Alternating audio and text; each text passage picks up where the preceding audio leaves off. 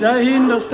আজি আকৌ বেংগলোৰ যাব ওলাইছোঁ। এইটো বেংগলোৰৰ মোৰ ছেকেণ্ড যাত্ৰা হয় আৰু তাতে মোৰ কিবা এটা ট্ৰেইনিং আছে। সেই ট্ৰেইনিংটো 1 মাহৰ ট্ৰেইনিং হয় আৰু এই 1 মাহত আমাৰ অসমত বিভিন্ন ধৰণৰ কিছুমান প্ৰগ্ৰেম হৈ যাব। সেইবিলাকৰ বিশেষকৈ হৈছে পঞ্চায়ত ইলেকশ্যন আৰু সেই ইলেকশ্যনটোৰ সময়ত মই নাথাকোঁ। দ্বিতীয়তে হৈছে আমাৰ বহাগ বিহুটো মই নাপাওঁ আৰু তৃতীয়টো হৈছে মোৰ জন্মদিন। এই গোটেইকেইটা একো নাপাওঁ। গতিকে চাকৰি কৰিছোঁ যেতিয়া যাবই লাগিব। এয়া মোৰ দেখিছে হালত বেগ দুটা বেগ, আকৌ এটা তাতে বেগ আছে। গতিকে ইমানখিনি বস্তু দাঙি পেলাই যাব লাগিব অকলে বেংগলোৰলৈকে।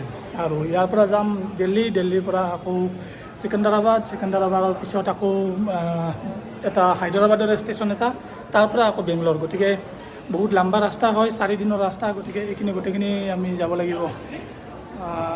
মই আপোনালোকক দেখাম যিমান পাৰোঁ, চেষ্টা কৰিম। যাত্ৰাটোত আপোনালোকে লাগি থাকিব। এটা ফৌজিৰ যাত্ৰা মই আপোনালোকক দেখাই আছোঁ। কেনেকুৱা যাত্ৰা হয়, কিমান কষ্ট হয়, সেই গোটেইখিনি দেখাম। এতিয়া সন্ধিয়া 7:40 হৈছে আৰু মোৰ ট্ৰেইন হৈছে ব্ৰহ্মপুত্ৰ মেইলখন।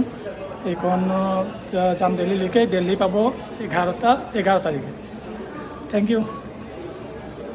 ট্ৰেইনখন আহি পালে ব্ৰহ্মপুত্ৰ মেইল। এই ট্ৰেইনখনতে মোৰ যাত্ৰা আৰম্ভ হ'ব আৰু মোৰ ডবাটো কিমান দূৰলৈকে যায় মই কৈ আছোঁ বাৰু। মোৰ ডাবা হয় B6।